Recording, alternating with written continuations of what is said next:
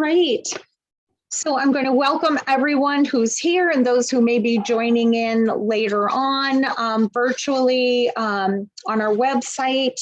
My name is Brenda Kalenda. I'm the co-chair of the Education Committee for the National Concierge Association. And this evening, I am so happy to present or be part of the presentation of Belonging Starts with Our State of Mind. So I'd like to introduce the woman who's behind this. This evening, Shelly Brown, a hospitality veteran turned keynote speaker, author, rock star mindfulness edutainer, which I love that term. And she's also the creator of The Weird Process. So join me in welcoming her, and I'm going to turn the evening over to her at this point. Welcome, Shelly, and thank you so much for taking your time this evening to present to us. Thank you. I'm so happy to be here. I'm so honored to be here. I wish we were all together in person, but we know that that's not happening. So I am excited to share my little talk with you. There's only a few of us. We can keep it interactive. I'll monitor the chat. Feel free to unmute if something strikes you, or you can stay unmuted. I don't care, but I am going to show some slides and I'm going to toggle back and forth between my slides and me because I do want to feel like we're just having a conversation too. So I'm going to share my slides. And I'm going to put this in slideshow, which would be even better. All right, can you see my screen okay? All right, so this is Belonging Starts with Our State of Mind.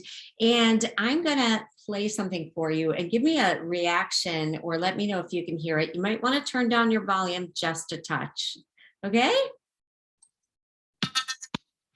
If you can hear it, give me a thumbs up. You may even know this song.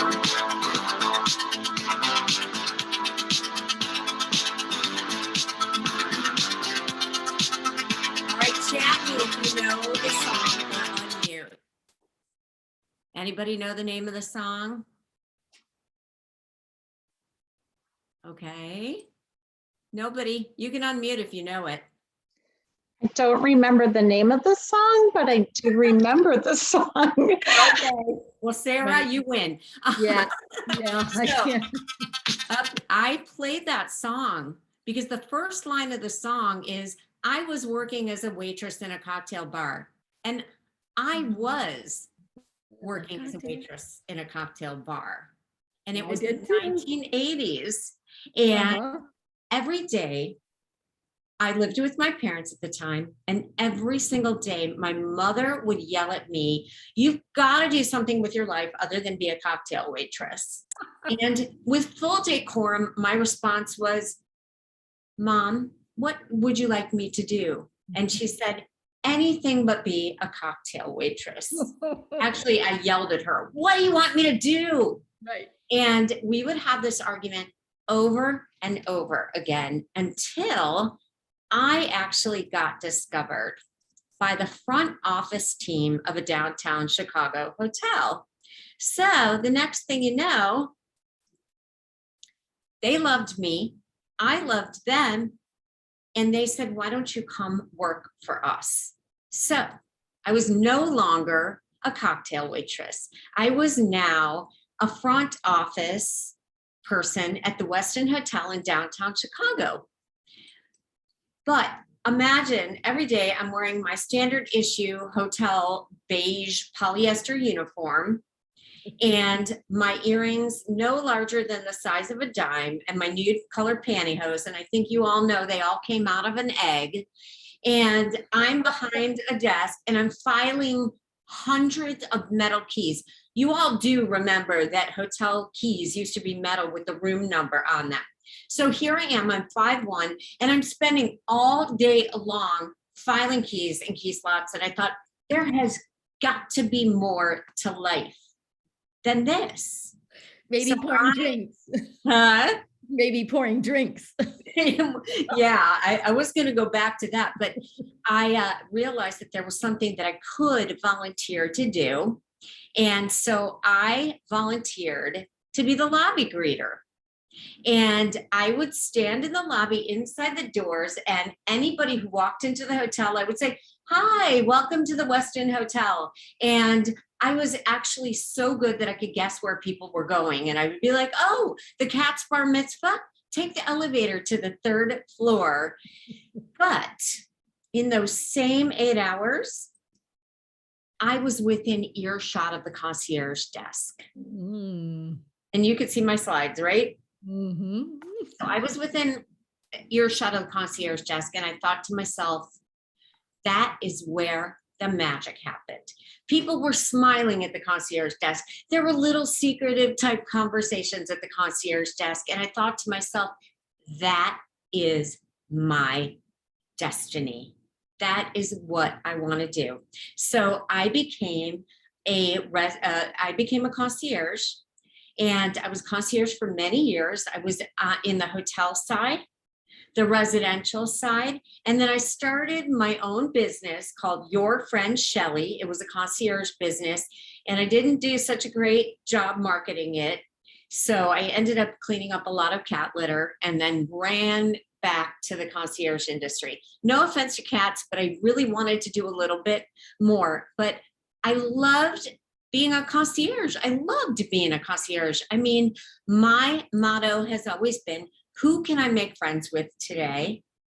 And I loved being resourceful, and I loved surprising and delighting people and making their lives easier, right? I mean, isn't that why you do what you do? Mhm. Yep. However, I decided, I was young, and I said, I don't want to work every weekend.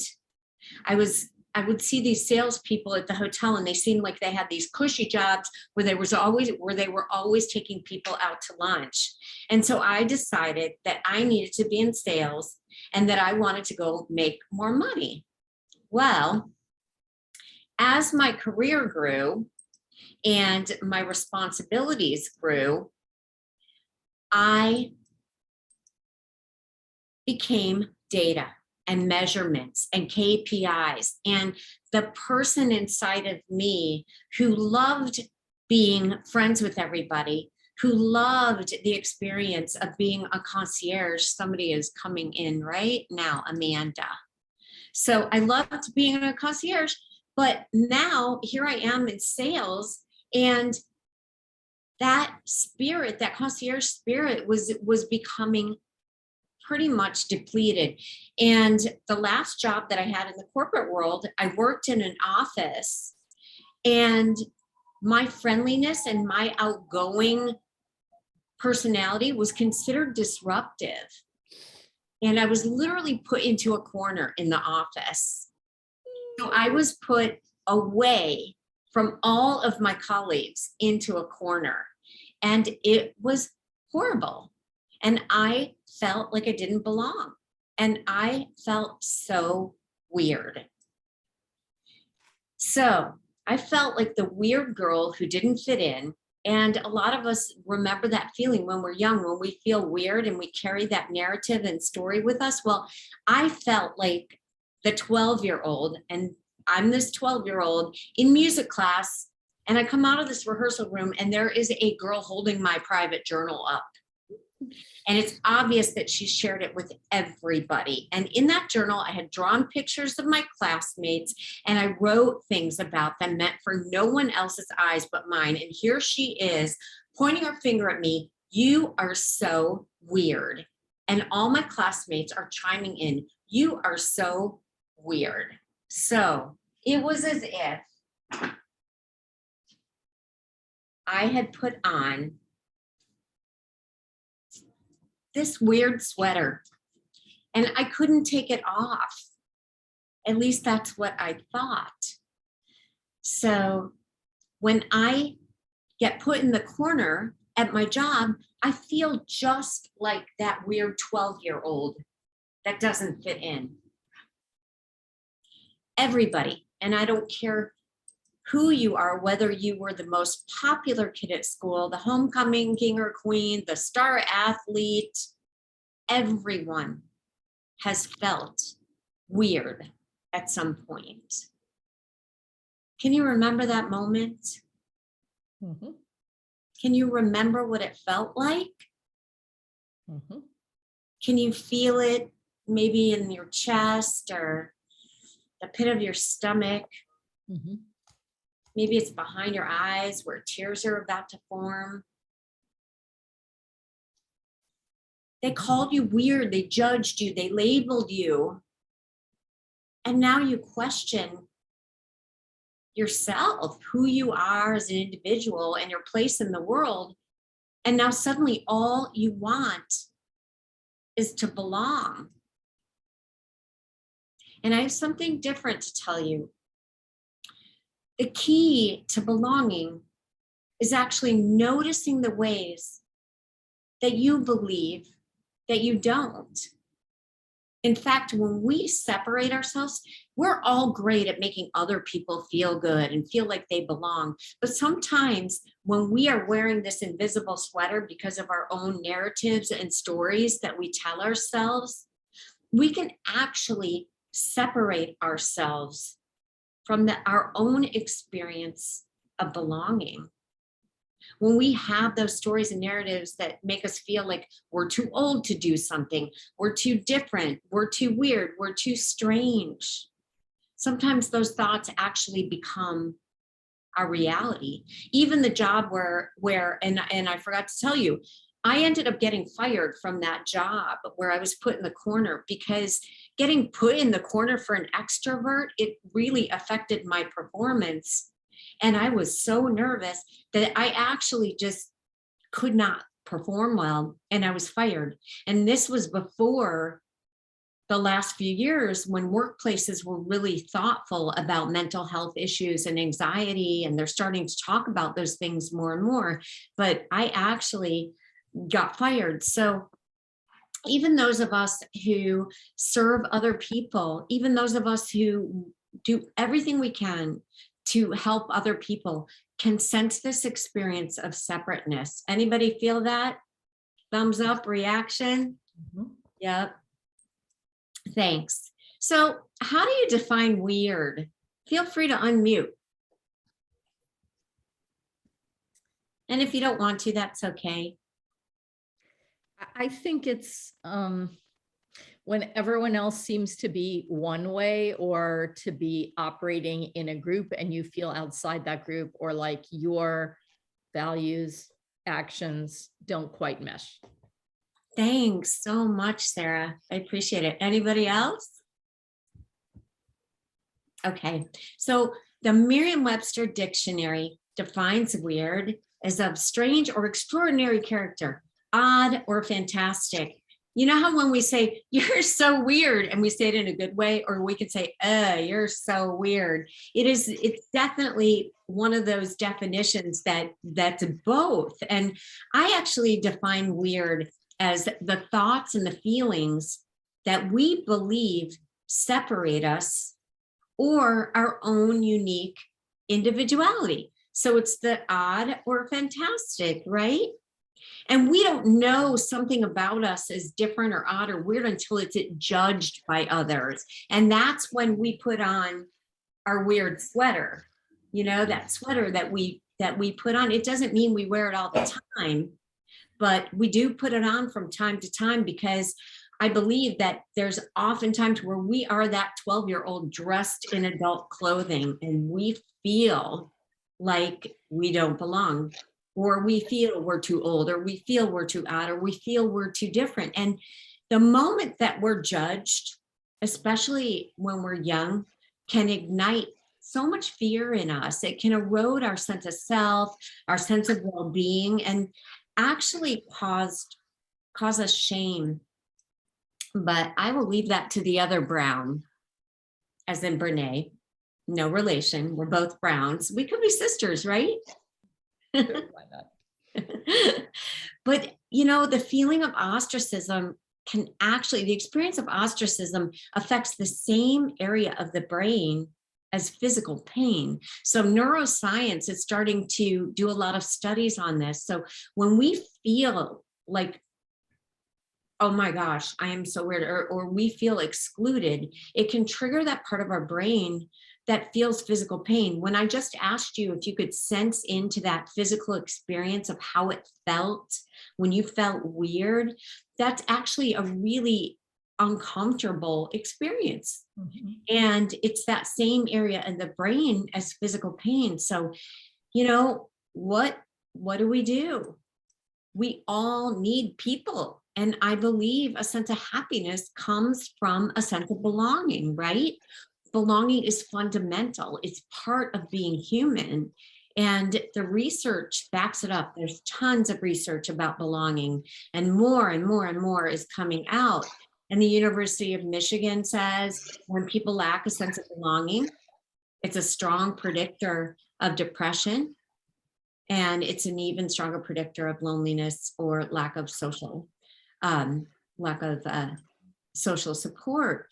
So I also know that because true belonging, and this is a Brene Brown quote again, my sister, just kidding, because true belonging only happens when we present our authentic, imperfect selves to the world. And so our sense of belonging can never be greater than our own level of self-acceptance. So I believe that there's a belonging ecosystem. And I believe that we're the first part of that ecosystem. It doesn't mean that we have to love everything about ourselves, but it does mean that belonging really starts with us. So when we struggle with our own sense of identity because we've been labeled and judged, it's hard not to buy into those narratives, and things in life can trigger that narrative in us. So we can put up that roadblock to amplifying that sense of belonging for our own selves as well as others. And when we feel separate, what do we want to do? When we feel like we don't belong, we feel like we need to change, right? Something's not okay with us. Something's not okay with me. I better change.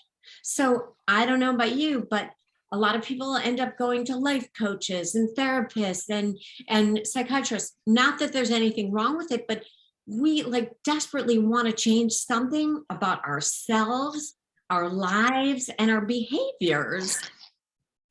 And some of us end up looking at the world like it's the clothing store for our identity, where we seek to find anything to cover up our weird sweater, the things that we feel odd and different. We look at the world like, oh, if I just do this, I won't feel so odd. If I just do this, I won't feel so weird. And remember this, when we look at the world like it's the identity clothing store, nothing is ever going to fit.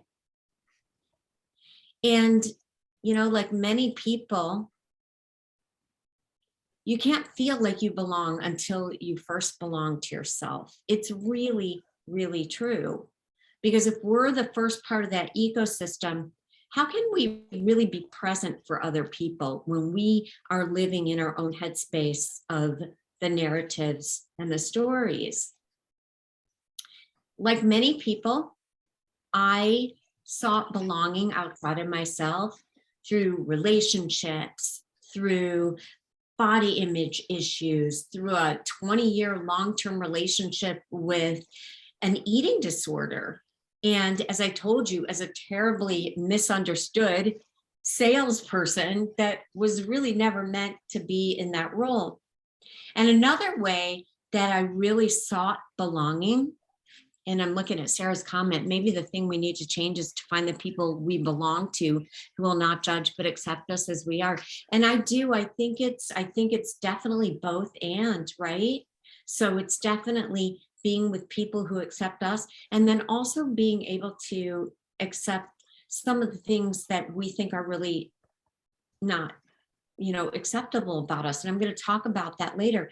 But one of the ways that I tried to fit in was I ran a lot of marathons and ultra marathons, and you could see the more marathon medals behind me. And it was all, sorry, sweetie, I scared my dog with the medals.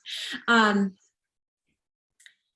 wore being a runner as an identity. I wore the accomplishments and the accolades and the look at me to such an extreme that my vertebrae actually collapsed on the nerves going down my leg. And basically, who I thought I was, the thing that gave me a sense of belonging, was completely gone. Sarah says, yes, I don't think we can even be available to anyone unless we first say, yeah, I agree with you. Yeah, so my vertebrae collapsed, and who I thought I was absolutely gone. Not that different than what a lot of people have experienced during the pandemic. You know, we've attached to our jobs and, oh my gosh, now I don't belong anywhere. I don't know who I am because I don't have this job anymore. I know at the beginning of the pandemic, I was speaking and traveling and serving the hospitality industry. And I was like, okay, now what? But you know, when we lose the things that we attach outside of ourselves that define us, we feel separate. We feel like we don't belong. So I'm sharing my screen again.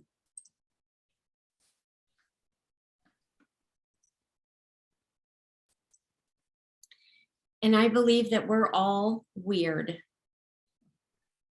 Like the same dog, different paws. We're all weird because we're all extraordinary and we're all fantastic. And we're all, right, a little odd, a little bit strange. Wouldn't you agree? give me a reaction to that one. And being weird invites envy, applause, and celebration. And let's be honest, when we think of somebody weird, don't we tend to give them the most attention because we're fascinated, right? Somebody else is trying to come in. I'll let somebody in here. And then, you know, I know that a lot of younger folks succumb to this more, but it's hard enough to feel like we're odd or weird. You've got social media on top of it. And I don't know if you're on Instagram, but on Instagram, and this again is a lot of younger people, you have to be perfectly photoshopped. Even like on Facebook and LinkedIn, you have to have the perfect content. And on TikTok, which I've never been on, but I hear you have to have the coolest dance move. Anybody on TikTok? I've never been on TikTok. You don't have to have the coolest anything. You just let it go and do whatever you want. All right, well, maybe I'll try it. But, you know, just all this social media on top of us feeling different or odd or weird or like we don't belong, we feel like we should look a certain way. We feel like we should act a certain way. We feel like we should be a certain way other than who and how we are. And I know particularly younger people are susceptible to this, but so are we. I have friends on social media who are like, why is she having that dinner party and I wasn't invited? And all this crazy should stuff that happens. And so I actually thought of a word. It's called bullshit. Love And it's the name of my next book, Bullshit. That's wonderful. Thank you. It's the space between where we are and where we think we should be, right? We bullshit ourselves because we think we should be somewhere that we're not. We bullshit other people because we should them. I'm sure as parents, we bullshit our children, right? So we succumb to the bullshit that the space between where we are and where we think we should be, and it causes us shame and it causes us suffering. And between feeling weird and the bullshit, my bullshit took me to what Mick Jagger would call my 19th nervous breakdown, until I began intentionally to allow my weird, my odd, and my fantastic until I actually was all right with this sweater. And how did I do this? Well, it's not magic. It's mindfulness. And I promise I'm not going to make you close your eyes and focus on your breath or anything like that. There's nothing wrong with that, but I'm not going to make you do that. And I'm not going to ask you to do that. Have you ever seen this quote? Anybody? Yes. Great. I love this quote. It's my favorite quote, and I'll tell you why. So it's saying that between stimulus and response, there's a space. And the perfect example is, have you ever been like so full and the next second you've got pizza in your mouth? Am I the only one? No. Always. So there is a space between stimulus and response. There's a space between pizza and it coming into your mouth. And when we can find that space between stimulus and response, between thought and our reaction to it, you know, for example, that thought like, I'm too old, and then I put the wall up because I'm walking around with that, instead of weird, it's I'm too old. But between stimulus and response, there's actually a space. And in that space is our power to choose our response. So I have a thought that I want more pizza, and then I think to myself, I'm full. And instead of having the pizza, I'd make a different choice, right? So when we have space between stimulus and response, we have choice. And in that space lies our growth and our freedom. And I'm going to share my slide again because I want you to see this quote again. And I actually don't know about you, but I didn't know that there was a space. I didn't know that I didn't have to believe every thought in my head. I didn't know that the stories and the narratives and the things that I told myself about myself, that I actually had a choice about whether to believe them or not. And so it doesn't take getting put in the corner. It doesn't take a spinal injury or a pandemic for us to have these automatic reactions to our thoughts. And these thoughts that we have can ignite fear and worry and doubt. And that actually can increase our stress response. So these thoughts about not feeling worthy, feeling weird, feeling odd, not belonging, there's no longer a space between stimulus and response when we buy into these thoughts. And what happens, and I'm not a scientist, I'm a former concierge and a mindfulness educator and an artist. So we go on autopilot with these thoughts.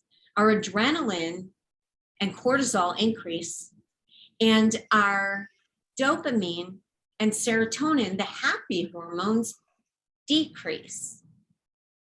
So have you ever heard of the expression amygdala hijack?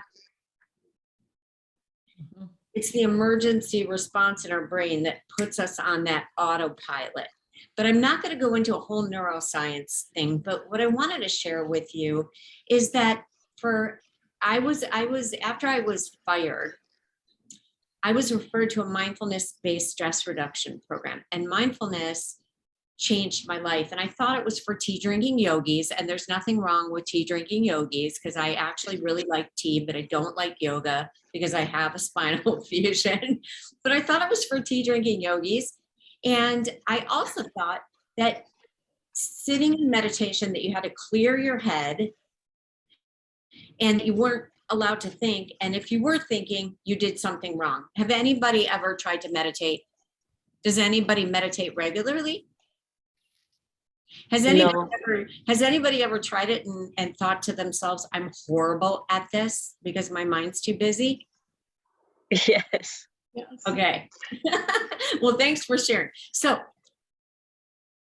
the deal with meditation, and we're not going to meditate, is our minds think, and that's what they do because we're human beings. And so the idea with mindfulness is to notice where our minds are taking us. Like, imagine you're driving a car and you want to keep the steering wheel straight and you get distracted and you turn to your right. You're going to turn back so that you're straight in your lane. Mindfulness is really what meditation is to mindfulness, but exercise is to fitness. You're practicing your noticing muscles. So it's not about not thinking. It's literally about noticing the thought that you're having and coming back to the present. So if you're worrying, or you're in fear, or you're in regret, or you're in remorse, or you're thinking, I'm too old for this, I'm too fat for this, I don't fit in, I don't belong, you can actually notice that you're thinking that thought and make a choice about it. Does that make sense? So because I don't love to sit there in meditation, I found a great way to help people practice their noticing muscles. And I want to share it with you because I think that you might like it. So I'm going to ask you to go ahead and take a listen. And then I'm going to ask you a question. So hopefully you can hear the music.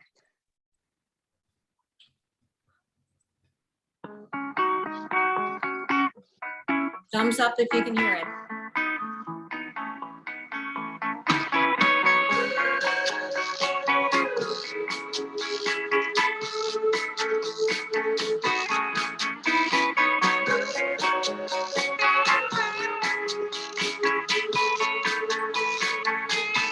Okay. What did you notice?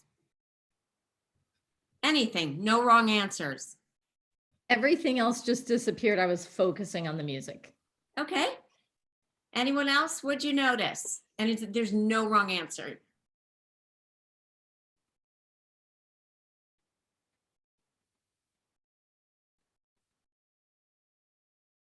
No one else noticed anything. Did you notice music? Yes.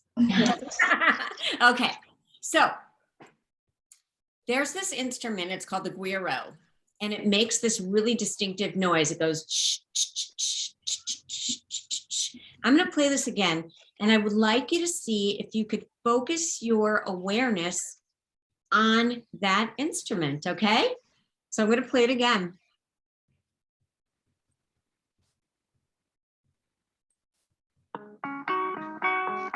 It's gonna come in a second.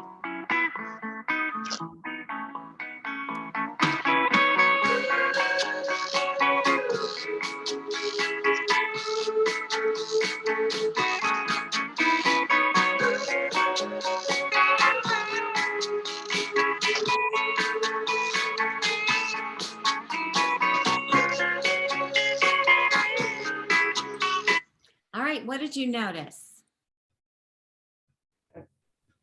What I'm assuming is the stick on the, whatever you called it. The guiro. That noise, yeah, that Yeah. I could very much sense. Did you notice it, everybody? Awesome. All right. I'm going to play the song a little bit more.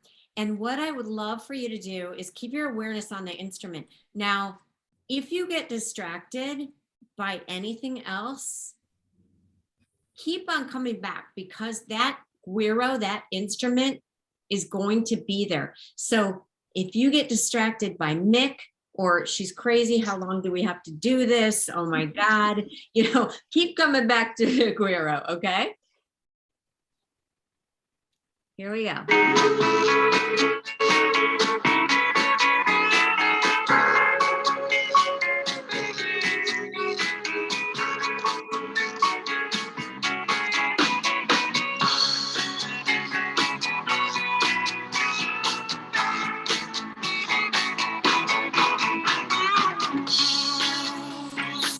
All right.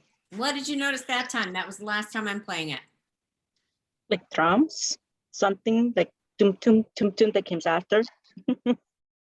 It kept a certain rhythm. It was almost like there was one rhythm going on with the drums, and then there was this other rhythm. So it was almost reminded me, now that I'm thinking, I didn't think it then, but like, you know, our bodies function, but our heart keeps beating. So it was like there all the time. Cool. Did And anybody movement. else notice anything? So the, Sarah, yeah. sorry. I was just gonna say, I agree with Sarah. That's a good Yeah. scenario. So you all just practice mindfulness, just so you know.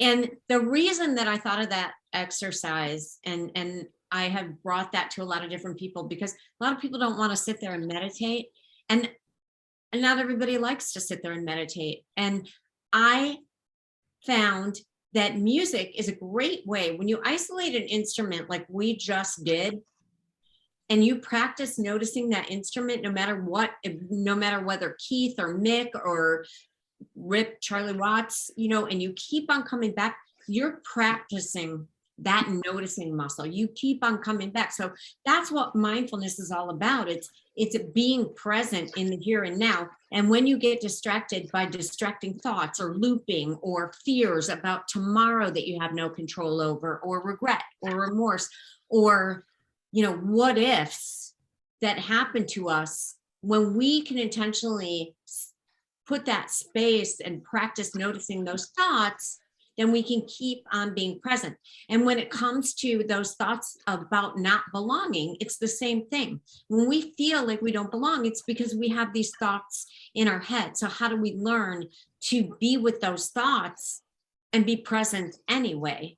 When we have a chance to see how our mind is thinking and put a little bit of distance between our thought and our response, put that space, we can actually get curious about those thoughts. So if you ever walk into a situation, you feel like you don't belong, you can actually get curious about that thought instead of immediately reacting to that thought. Does that make sense?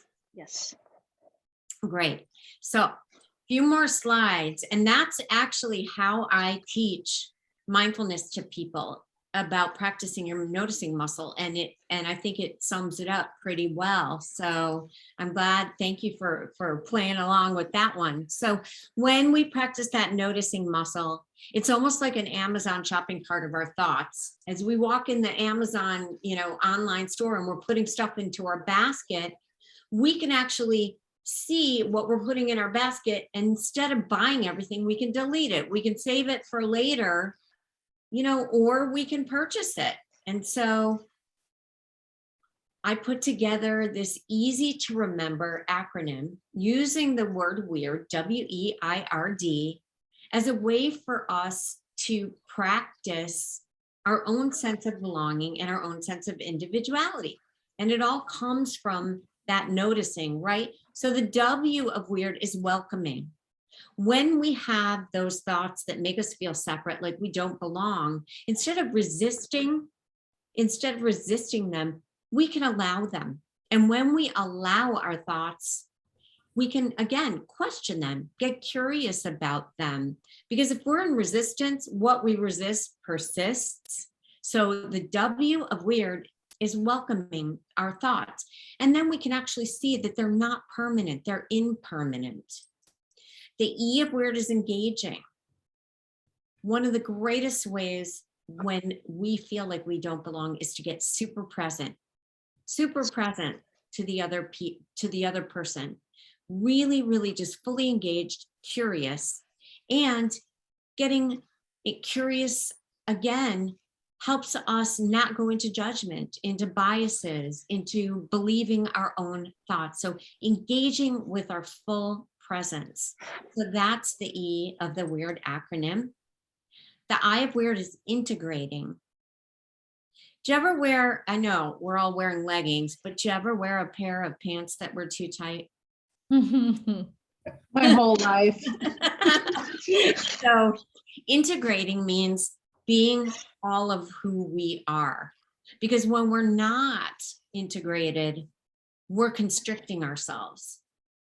Have you ever like been in a situation where you're like, I didn't feel like me. That was super weird. Like I just almost was like acting like a certain way because I felt kind of uncomfortable. Mhm. When we're not integrated, we're not being everything that we are. That's not like let your freak flag fly and be unfiltered. It just means like allowing ourselves to be fully integrated, to be who we are. The R of weird is risk taking. I told you about when I was an ultra marathoner, and I told you my risk to my ego of not being that anymore ended me up with me having a spinal fusion. So when we think about belonging, what are we risking for not allowing ourselves to be vulnerable, for not allowing ourselves to be fully who we are? What's the risk in that? It may not be a spinal fusion, but it may be putting up a roadblock to belonging. And the D of weird is dynamic. So the D of weird, dynamic means we're fluid, we're in flow. When you have a great day and you're like, oh my gosh, everything just went my way, isn't that when you feel like you're in flow? And by the way, being a dynamic person and being in flow is what attracts people to us. It's when we show up at our best. So when we're welcoming, engaging, integrating, risk-taking, and dynamic, we can sense into our own belonging. And by doing so, we can amplify the experience for other people. And I have a whole different talk about this acronym and how we can use this culturally for teams and other people. Do you have any questions about the weird acronym? I'm gonna keep on moving on if you don't. Do you understand how creating that space between thought and response can help us sort of welcome the thoughts and integrate and engage and take risk? It's a practice. It's not like we decide. I mean, if it were that easy, we'd all see that sign, keep calm and carry on, and we'd be like calm instantly. But it's not. It's really a practice of noticing those persistent thoughts, noticing the looping thoughts, noticing the thoughts that make us feel weird, that make us feel like we don't belong, that make us feel like we're the 12-year-old in the sweater. So I know we're running out of time pretty quickly, but we can turn WEIRD, and I spelled it wrong on here, which is really weird. But I'm human. We can turn it from a label into a lifestyle. And look, Andy Warhol, Lady Gaga, Billie Eilish, Richard Branson, Cyndi Lauper, Elon Musk, they all have one thing in common. They're all considered weird, but you know what? They've allowed, they're weird, and we celebrate most of them for that. And I've interviewed a lot of people, and I interview people about their weird, and they're actually excited. And no one has ever said, Shelly, I'm sorry, I can't help you. I'm not weird. And I ask them 4 questions. What is your weird? When did you decide it was weird? How does it serve you? And how does it serve others? Because if you think back, and I'm going to ask you at the end to think about this, when you think back to when you were judged or labeled, especially if you were a kid, if you think about that, it almost always ends up being the way that it serves you later in life. So I've interviewed people. One is a really pretty famous speaker who was labeled a geek when she was in grade school because she went to computer sleepaway camp. She ended up working in the Clinton White House administration. And another person who had some gender fluidity was called names that I can't repeat. And now she's become like a really successful coach working in, I made a faux pas. They have become a very successful coach working in the transgender community. And then there's me.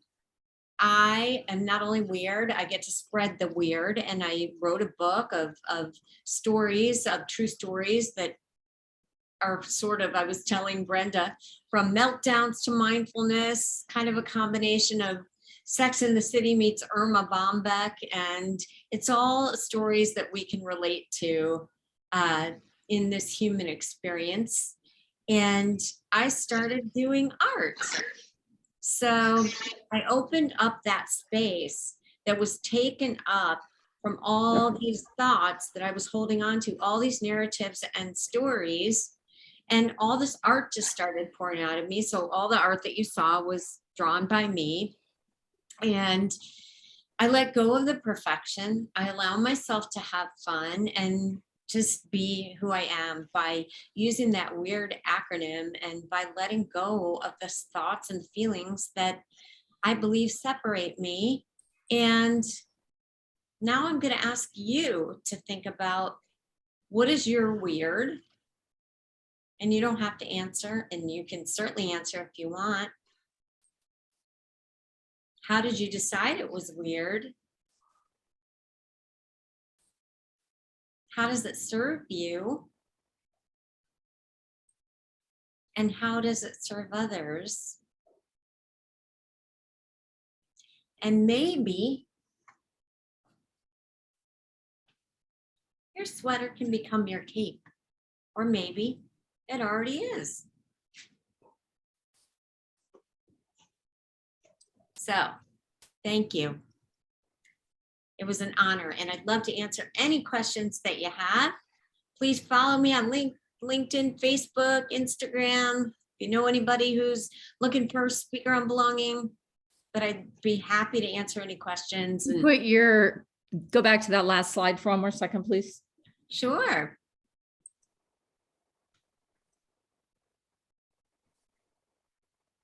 Thanks.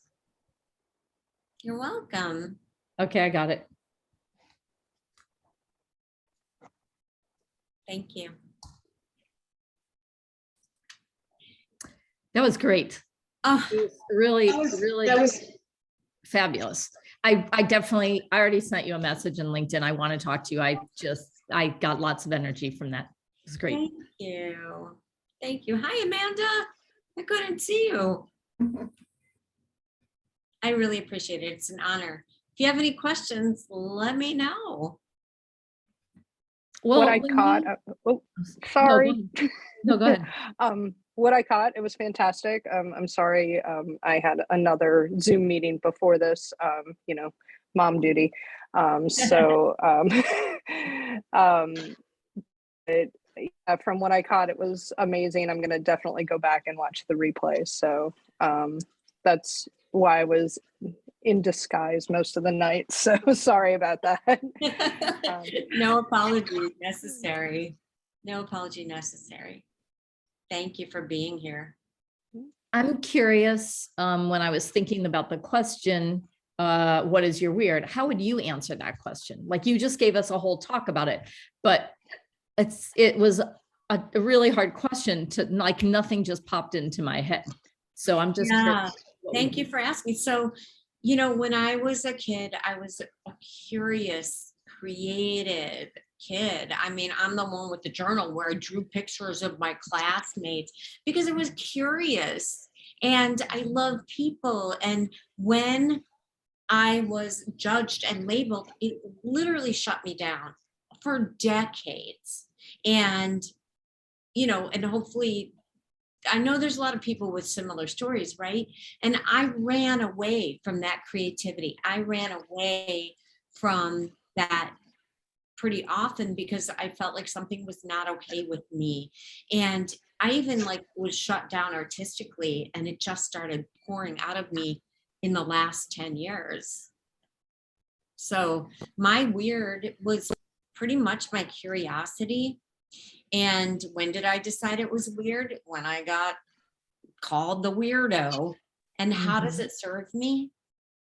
Guess what I do? I talk about weird, and I'm curious about people, and I draw and get to, it serves me because I get to talk about weird and draw and do art. Great. And it's like we go back to the essence of who we always were. And that sometimes is what we get teased or judged and labeled about. And that's sometimes what we want to run away from. And yet when we figure it out later on, it ends up serving us, right? What about you, Sarah? Do you know? I don't know. I mean, I've always been creative, and I have an identical twin, and she and I are writing a book right now, and it's been a real conversation our whole lives because she's really into it and I really want my independence. So I think maybe it's my sort of constant dilemma about, like, I know that everyone deep down, all any of us want to do is fit in. Yeah. Right. But I'm a real non-conformer and I'm not a groupie. And so even if I join a group, I'm not going to be like everyone else. And so I think it's something in there that don't want to be like everyone else and I want to stand out, but I haven't maybe found the way to do that. So I don't know, like I have to really, it was just an incredible conversation and presentation, and I really excited to pursue it. But I have one last question for you. There was a quote you May I said. interject one quick thing? Sure. I love what you shared. And I do want to say there's a difference between fitting in and belonging, because fitting in means you're conforming or changing Mhm. to fit in, and belonging is really who you are, and who you are, your values and your perspective, personality, point of view, and all those things that you love about yourself that you don't want to change. And so that's really when you belong, is when you know that those things about you are good things that you like, you know what I mean? Right. So sorry to interrupt. No, that's okay. You said a sentence when you were making an analogy, and I only caught the first half, but it was great. You said something about if the world is the identity clothing store. What was the end of that sentence? Yeah, when we treat the world like it's the clothing store for our identity, nothing will ever fit.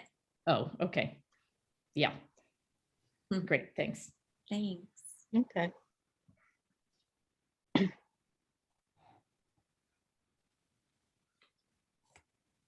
When I bring this talk to organizations and corporations, it's a little bit more about how can we amplify the experience of belonging for others. And it's kind of a both and, right? Because first of all, we need to know that belonging is a felt experience. It's not a policy. It's not a strategy. It's actually a felt experience. So I know that a lot of us have worked in organizations where DEI was lacking, where feeling of belonging, people don't feel like they belong, you know, and like I talked about feeling like a KPI and a metric and a number and a cog in a wheel. And belonging is truly a felt experience. And so when I talk to organizations and leadership and things, I really make a differentiation between a felt experience and talking about how are we going to make people belong here, or how are we going to make this culture feel like they belong. And I have a different way of doing it. I actually read the description of the song Kashmir by Led Zeppelin, and then I play the song, and then I ask people, did you notice the difference between when I read it and when you actually experienced the song? So.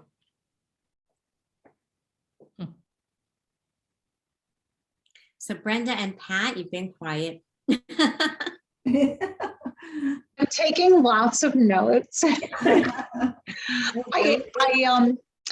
think the presentation, it got me thinking quite a bit. And of course, I was thinking, we've been having some issues where I work with people trying to get along with other people, and especially people who are stressed, either working long hours or, you know, trying to cover someone else's shift.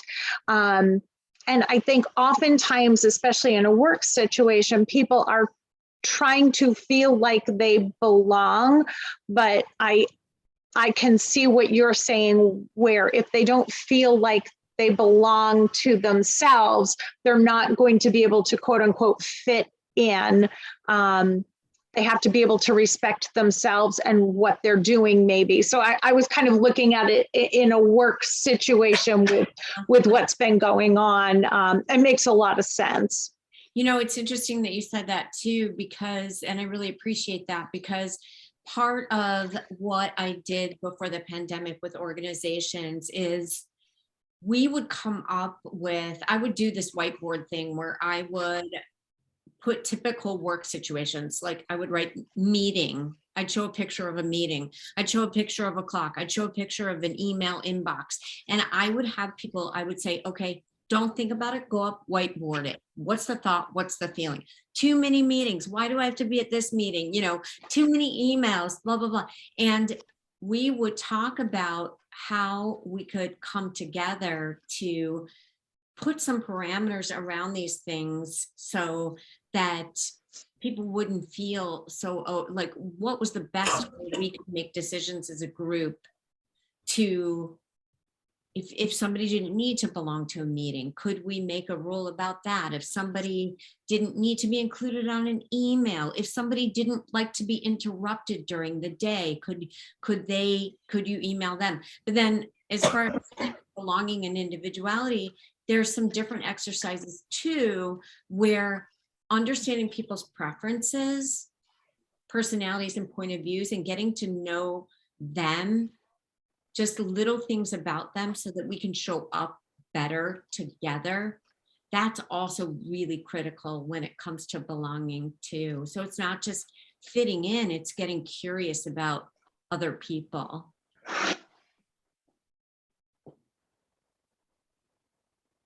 Well, thank you. Does anyone else have any comments they want to bring?